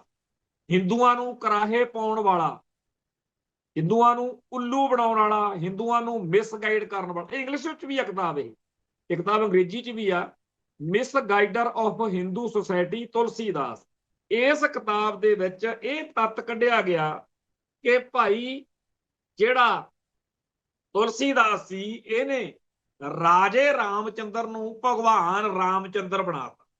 ਇਦੋਂ ਪਹਿਲਾਂ ਜਿਹੜੀ ਰਮਾਇਣ ਸੀ ਜਾਂ ਰਾਮਾਇਣ ਦੀ ਸਾਖੀ ਸੀ, ਕਹਾਣੀ ਸੀ, ਉਹਦੇ ਵਿੱਚ ਇਹ ਕਹਾਣੀ ਇੱਕ ਰਾਜੇ ਦੀ ਕਹਾਣੀ ਸੀ ਜਿਹੜਾ ਇੱਕ ਹੋਰ ਰਾਜੇ ਰਾਵਣ ਨਾਲ ਲੜਦਾ, ਤੇ ਉੱਥੇ ਗੱਲ ਜਿਹੜੀ ਆ ਉਨੀ ਕੁ ਸੀ।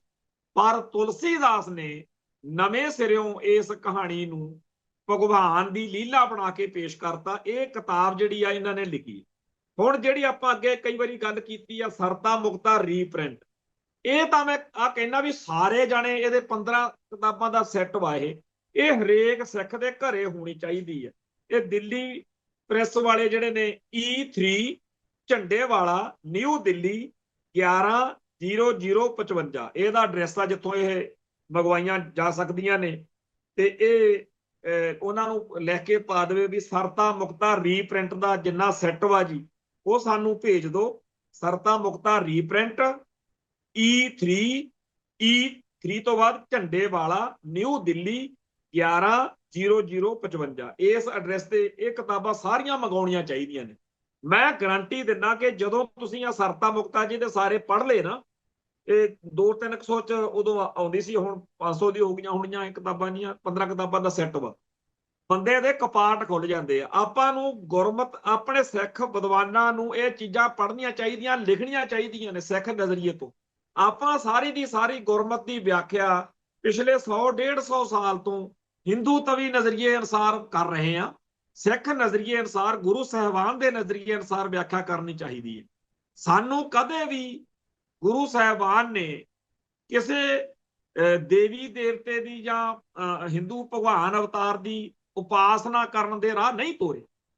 ਸਾਨੂੰ ਗੁਰੂ ਸਾਹਿਬ ਨੇ ਅਕਾਲ ਪੁਰਖ ਦੇ ਪੂਜਾ, ਅਕਾਲ ਕੀ ਪਰਚਾ ਸ਼ਬਦ ਕਾ ਦਦਾਰ ਖਾਲਸੇ ਦਾ, ਅਕਾਲ ਪੁਰਖ ਦੀ ਪੂਜਾ ਕਰਨੀ ਹੈ ਜਿਹੜਾ ਸਾਡਾ ਮੁੱਖ ਸਿਧਾਂਤ ਹੈ। ਤੇ ਜਿਹੜੀਆਂ ਚੀਜ਼ਾਂ ਸਾਡੇ ਸਿਧਾਂਤ ਨਾਲੋਂ ਸਾਨੂੰ ਤੋੜਦੀਆਂ ਨੇ, ਅਸੀਂ ਜੇ ਉਹਦੇ ਬਾਰੇ ਗੱਲ ਨਹੀਂ ਕਰਾਂਗੇ, ਹਰ ਵੇਲੇ ਡਰੇ ਰਵਾਂਗੇ ਕਿ ਸਾਡੇ ਤੇ ਮੁਕੱਦਮਾ ਹੋ ਜੂ, ਜੇ ਹੋ ਜੂ। ਤੇ ਆ ਜਿਨ੍ਹਾਂ ਨੇ ਮੁਕੱਦਮੇ ਜਿੱਤ ਕੇ, ਮੈਂ ਤਾਂ ਹੈਰਾਨ ਆ ਕਿ ਆ ਵਿਸ਼ਵਨਾਥ ਹਿੰਦੂਆਂ ਦੇ ਘਰੇ ਜੰਮ ਕੇ, ਜਾਂ LR ਬਾਲੀ ਹੋਣੀ ਆ, ਇਹ ਸਾਰੇ ਆ ਜਿਹੜਾ ਸ਼ੂਦਨ ਵਾਲੀ ਕਿਤਾਬ ਲਿਖੀ ਆ AR ਦਰਸ਼ੀ ਨੇ, ਇਹਨਾਂ ਨੂੰ ਤਾਂ ਡਰ ਨਹੀਂ ਲੱਗਦਾ। ਆਪਾਂ ਐਵੇਂ ਹਰ ਵੇਲੇ ਘਬਰਾਏ ਰਹਿੰਦੇ ਆ ਵੀ ਮੁਕੱਦਮਾ ਹੋ ਜੂ।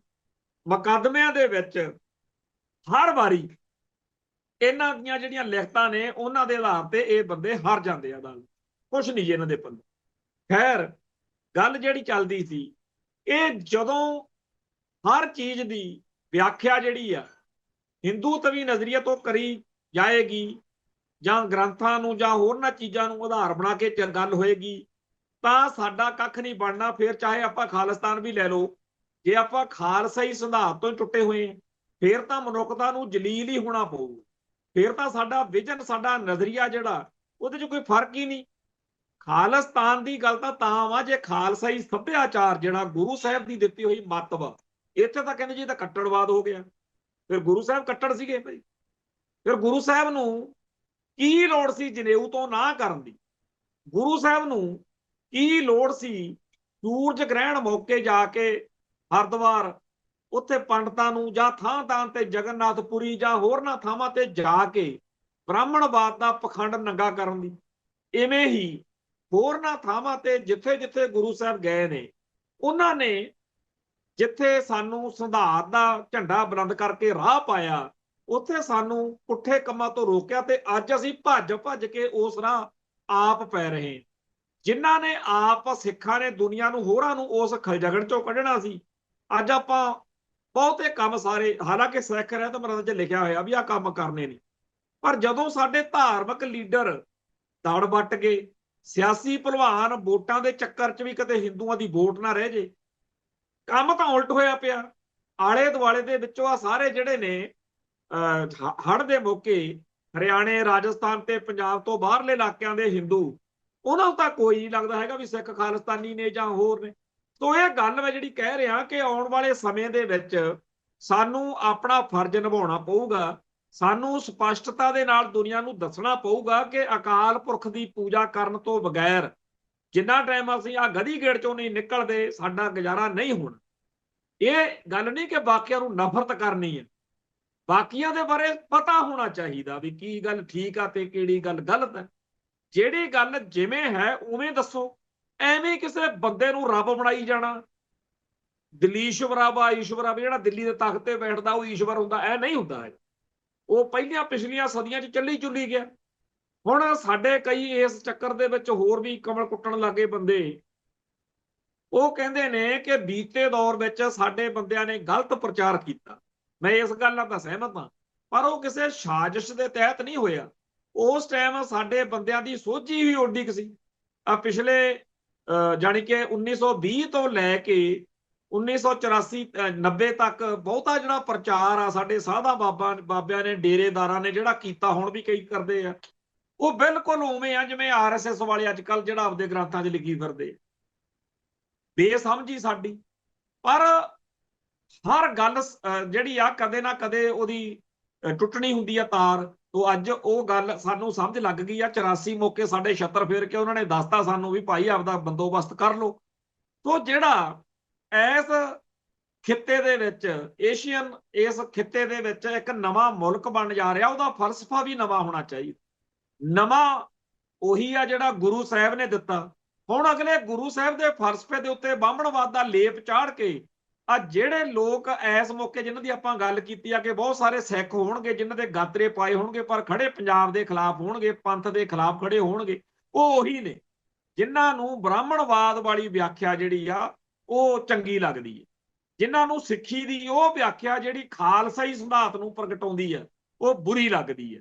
ਸੋ ਆਓ ਸਾਰੇ ਖਾਲਸਾ ਸੱਭਿਆਚਾਰ ਦੀ ਸਿਰਜਣਾ ਲਈ, ਖਾਲਿਸਤਾਨ ਦੀ ਸਿਰਜਣਾ ਲਈ ਲਾਮਬੰਦ ਹੋਈਏ। ਤੇ ਜਿਸ ਤਰੀਕੇ ਨਾਲ ਆ ਜਿਹੜੀਆਂ ਵਿਪਤਾਵਾਂ ਨੇ, ਆ ਜਿਹੜੀਆਂ ਔਕੜਾਂ ਨੇ, ਇਹ ਹੀ ਸਾਨੂੰ ਬੁਲੰਦ ਕਰਨਗੀਆਂ। ਇਹ ਮਤ ਸੋਚੋ ਕਿ ਹਾਏ ਜੀ ਐਂ ਕਾਹਤੋਂ ਹੋ ਗਿਆ, ਉਹ ਕਾਹਤੋਂ ਹੋ ਗਿਆ। ਇਹਨਾਂ ਗੱਲਾਂ ਨਾਲ ਕੋਈ ਫਰਕ ਨਹੀਂ ਪੈਂਦਾ।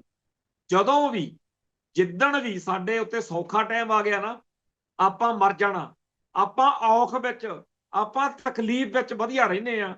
ਜਦੋਂ ਵੀ ਆਪਣੇ ਨਾਲ ਕਿਸੇ ਦੁਸ਼ਮਣ ਦਾ ਪੰਗਾ ਪੈਂਦਾ, ਆਪਾਂ ਇਕਜੁੱਟ ਤੇ ਇਕਮੁੱਠ ਹੋ ਕੇ ਉਹਦੇ ਨਾਲ ਭਿੜਦੇ ਆ। ਜਦੋਂ ਵੀ ਆਪਾਂ ਦੁਸ਼ਮਣ ਨਾਲ ਨਹੀਂ ਲੜ ਰਹੇ ਹੁੰਦੇ, ਆਪਸ ਵਿੱਚ ਹੀ ਲੜਦੇ ਆ। ਸੋ ਇਸ ਹੜ੍ਹ ਦੇ ਮਾਹੌਲ ਵਿੱਚ ਜਿੱਥੇ ਸਾਡੀ ਸਾਰੀ ਕੌਮ ਇਕਜੁੱਟ ਤੇ ਇਕਮੁੱਠ ਹੋ ਰਹੀ ਆ, ਉੱਥੇ ਬ੍ਰਾਹਮਣਵਾਦੀ ਤਾਕਤਾਂ ਨੇ ਬਹੁਤ ਇੱਥੇ ਨਫ਼ਰਤ, ਕੜੱਤਣ, ਦੂਰੀ, ਦਫੇੜ ਵਧਾਉਣ ਵਾਲੀਆਂ ਸਾਜ਼ਿਸ਼ਾਂ ਜਿਹੜੀਆਂ ਨੇ, ਉਹ ਕੱਲ ਵੀ ਆਪਾਂ ਗੱਲ ਕੀਤੀ ਸੀ। ਅੱਜ ਚਲੋ ਉਸ ਪਾਸੇ ਨਹੀਂ ਜਾਂਦੇ, ਫੇਰ ਕਿਸ ਦਿਨ ਕਰ ਲਾਂਗੇ। ਪਰ ਤੁਸੀਂ ਦੇਖਿਓ ਪੂਰਾ ਲਾਂਬੂ ਲਾਉਣਗੇ ਕਿ ਜਾਤ ਪਾਤ ਆ ਗਈ ਜੀ, ਵਿਤਕਰਾ ਹੋ ਗਿਆ ਜੀ। ਇਹ ਨਹੀਂ ਗੱਲ ਕਿ ਕਿਸੇ ਦੇ ਮੂੰਹ ਚੋਂ ਕੋਈ ਗੱਲ ਨਹੀਂ ਨਿਕਲ ਸਕਦੀ। ਹੋ ਸਕਦਾ ਕਿਸੇ ਤੋਂ ਗੁੱਸੇ ਚ ਆ ਕੇ ਕਿਸੇ ਬਾਰੇ ਕੋਈ ਡਿਸਕ੍ਰਿਮੀਨੇਸ਼ਨ ਵਾਲੀ ਕੋਈ ਗੱਲ, ਪਰ ਇਹ ਪੂਰੀ ਕੌਮ ਦਾ ਸੁਭਾਅ ਨਹੀਂ ਹੈਗਾ। ਇੱਕ ਪਾਸੇ ਸਿੱਖ ਧਰਮ ਆ ਜਾਂ ਸਿੱਖ ਸਮਾਜ ਆ ਜਿਹਨੂੰ ਬਿਲਕੁਲ ਸਪਸ਼ਟ ਵਾ ਕਿ ਅਸੀਂ ਜਾਤ ਵਰਣ ਦੀ ਵੰਡ ਨਹੀਂ ਮੰਨਣੀ, ਅਸੀਂ ਬ੍ਰਾਹਮਣਵਾਦ ਨਹੀਂ ਮੰਨਣਾ। ਦੂਜੇ ਪਾਸੇ ਉਹ ਧਰਮ ਆ, ਉਹ ਸਿਸਟਮ ਆ ਜਿਹੜਾ ਮਨੁੱਖ ਨੂੰ ਜਾਤਾਂ ਵਰਨਾਂ ਚ ਵੰਡ, ਉਧਰ ਤਾਂ ਕਹਿੰਦੇ ਆ ਤੇਰੇ ਨਾਲ ਹੋਣਾ ਹੀ ਸੀ, ਤੇਰੀ ਜਾਤ ਛੋਟੀ ਆ, ਇੱਧਰ ਕੋਈ ਕਹਿ ਕੇ ਦਿਖਾਵੇ ਤਾਂ, ਜੇ ਕੋਈ ਕਹਿ ਬੈਠੇ ਤਾਂ ਉਹਦੇ ਨਾਲ ਫਿਰ ਜੋ ਜੂਤ ਪਤਾਣ ਹੁੰਦਾ, ਜਿਵੇਂ ਸਾਡੀ ਸਾਰੀ ਕੌਮ ਉਹਦੇ ਖਿਲਾਫ ਖੜਦੀ ਆ, ਉਹ ਚੇਤੇ ਰੱਖਣ ਦੀ ਗੱਲ। ਕੋਈ ਬੰਦਾ ਬ੍ਰਾਹਮਣਵਾਦ ਦੇ ਅਸਰ ਵਿੱਚ ਜੇ ਕਿਸੇ ਵੱਡੀ ਜਾਤ ਦਾ ਹੰਕਾਰ ਕਰ ਰਿਹਾ, ਕਿਸੇ ਨੂੰ ਉਹਦੀ ਛੋਟੀ ਜਾਤ ਕਰਕੇ ਟਾਰਗੇਟ ਕਰ ਰਿਹਾ, ਤਾਂ ਜਦੋਂ ਪੂਰਾ ਭਾਈਚਾਰਾ ਉਹਦੇ ਦੁਆਲੇ ਹੋਇਆ ਪਿਆ, ਫਿਰ ਵੀ ਚੀਕਾਂ ਮਾਰੀ ਜਾਣੀਆਂ, ਫਿਰ ਵੀ ਪੂਰੀ ਕੌਮ ਨੂੰ ਜਲੀਲ ਕਰਨਾ, ਇਹ ਬਹੁਤ ਭੈੜੀ ਗੱਲ। ਤੋਂ ਆਓ ਸੱਚਾਈ ਦਾ ਸਾਹਮਣਾ ਕਰੀਏ। ਇੱਕ ਨਵਾਂ ਮੁਲਕ, ਇੱਕ ਨਵੀਂ ਸਿਵਲਾਈਜੇਸ਼ਨ, ਇੱਕ ਨਵਾਂ ਅਧਿਆਏ ਸਾਡੇ ਸਾਹਮਣੇ ਖੁੱਲਦਾ ਜਾ ਰਿਹਾ। ਇਹਨੂੰ ਕੋਈ ਰੋਕ ਨਹੀਂ ਸਕਦਾ। ਬੰਦੇ ਬੁੰਦੇ ਮਾਰਨ ਨਾਲ, ਵੀ ਅੱਧਿਆਂ ਨੂੰ ਮਾਰ ਦਿਓ ਜੀ, ਐਂ ਕਰ, ਉਹ ਇਹਨਾਂ ਗੱਲਾਂ ਨਾਲ ਕੋਈ ਫਰਕ ਨਹੀਂ ਪੈਣਾ। ਹਰ ਮੌਕੇ ਖਾਲਿਸਤਾਨ ਦਾ ਝੰਡਾ ਬੁਲੰਦ ਹੁੰਦਾ ਰਹੇਗਾ, ਸਾਡੇ ਸਾਹਮਣੇ ਆ। ਜੇ ਅਸੀਂ ਨਹੀਂ, ਸਾਡੇ ਪੁੱਤ ਦੇਖਣਗੇ, ਪੁੱਤ ਨਹੀਂ ਤਾਂ ਸਾਡੇ ਪੋਤੇ ਦੇਖਣਗੇ। ਖਾਲਿਸਤਾਨ ਲਾਜ਼ਮੀ ਹੋਂਦ ਵਿੱਚ ਆਏਗਾ। ਇੱਥੇ ਸਮਾਪਤੀ ਕਰਦੇ ਹਾਂ ਜੀ। ਵਾਹਿਗੁਰੂ ਜੀ ਕਾ ਖਾਲਸਾ, ਵਾਹਿਗੁਰੂ ਜੀ ਕੀ ਫਤਿਹ।